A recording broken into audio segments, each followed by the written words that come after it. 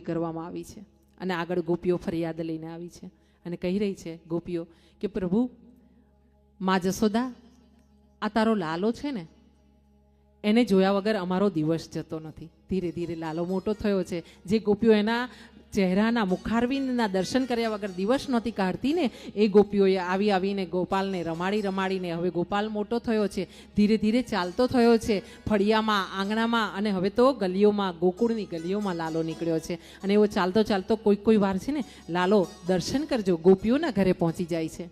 હા, અને ગોપીઓના ઘરે જઈને શું કરે છે? જઈને મટકી ફોડી આવે છે.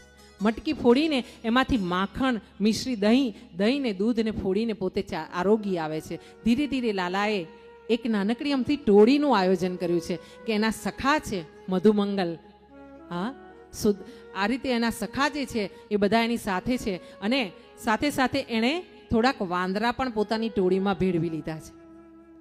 હવે શું થાય છે કે ગોપીઓ જ્યારે પાણી ભરવા માટે જાય છે ને ત્યારે આ નાનો અમથો લાલો છે ને એ ધ્યાન રાખે છે ગોપીઓ પોતાનું ઘર બંધ કરીને ગઈ છે ને પાણી ભરવા, તો હવે માખણ ખાવાની મજા આવશે. અને એમ વિચાર કરીને આ લાલો છે ને ગોપીઓના ઘરે જતો રહે છે અને જઈને બારીમાંથી કૂદીને આ માખણને મિશ્રીના જે માટલા હોય છે ને એ એક ઉપર એક ચડીને ઉપર લાલો ચડે છે અને ત્યાં ગોવિંદા બનીને ભગવાન આ મટકીને ફોડે છે અને મટકીમાંથી માખણ, દહીં અને દૂધને પીવે છે. હા, પોતે તો ખાય છે, પોતાના સાથે આવેલા પોતાના મિત્રોને આપે છે અને સુદામા, મધુમંગલ અને બંદરોને પણ ખવડાવે છે. અને સાથે સાથે થોડુંક માખણ બચી જાય ને એ પાછો નીચે ભોંય પર ફેંકી જાય છે. આવીને ગોપીઓ ફરિયાદ કરે છે કે માં યશોદા, તારા ઘરે આ માખણની કંઈ ખોટ છે માં? હા, કે આ લાલો આવીને અમારા માખણને ઢોળી જાય છે અને છેલ્લે જતાં અમારા ઘરે માખણને મિશ્રીને દહીં અને દૂધ બચવા જ નથી દેતો લાલો. હા, આવી રીતે જ્યારે ફરિયાદ કરી રહી છે ત્યારે એક નાનકડા 2 લાઈન તરફ આગળ વધી જઈએ અને ભગવાન માટે આ ગોપીઓ જે ફરિયાદ કરી રહી છે એનું એક સુંદર વર્ણન માનસીના પપ્પાનું આ લખેલું ભજન છે.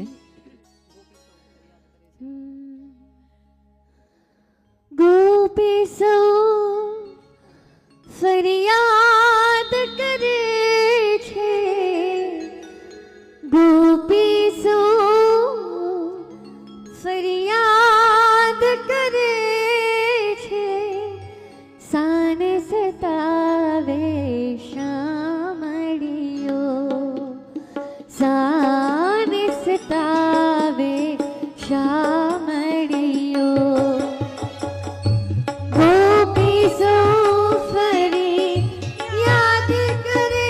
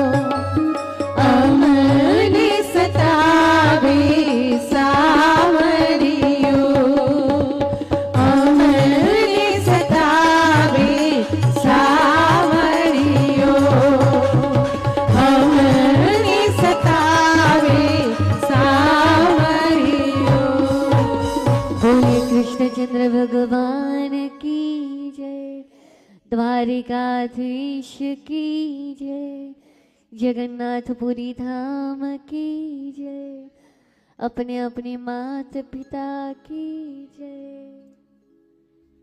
અહીંયા ગોપીઓ આવીને માને ફરિયાદ કરે છે.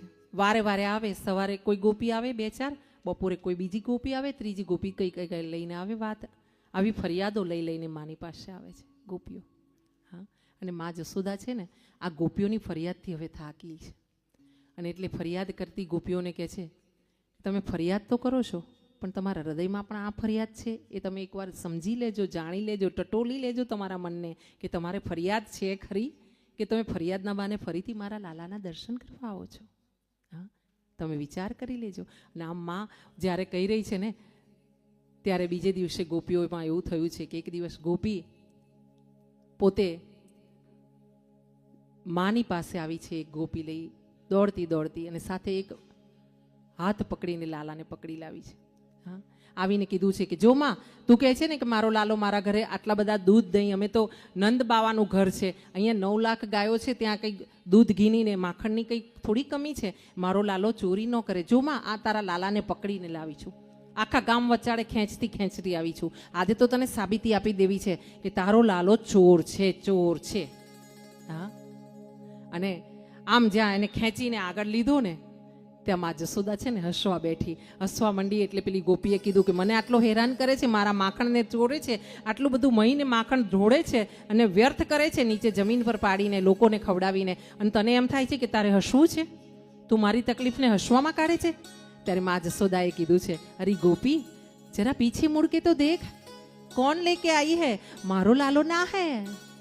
અને ગોપીએ પાછા વળીને જોયું છે તો ગોપીનો જ દિયર હતો નાનકડો, એને ગોપી હાથ પકડીને ખેંચી લાવી છે. શું થયું છે કે જ્યાં માખણ ચોરી કરવા આ લાલો ઘૂસ્યો હતો ને ત્યાં ગોપીએ ષડયંત્ર રચ્યું હતું કે આજે તો આવે ને એટલે પકડી લેવો છે. અને જ્યાં ગોપાલ ઉપર ચડ્યો છે, નીચે બધા ગોવાળિયા છે, એની ઉપર આ ગોપાલ ચડ્યો છે, આ લાલો ચડ્યો છે, અને ત્યાં જ ગોપીએ દરવાજા ખોલીને લાકડી લઈને ગોવાળિયાઓને ભગાડ્યા છે અને આ લાલાને હાથ પકડી લીધો છે ને કીધું છે કે આજે તો તને જશોદાને સામે લઈને જઉં છું અને સાબિતી કરી બતાવું છું કે તું જ ચોર છે. અને ત્યારે લાલાએ ગોપાલે કીધું છે મોકો છોડ દે ગોપી, મોકો છોડ દે, મેં દૂસરી બાર તેરો માખન ખાને નહીં આऊंगू.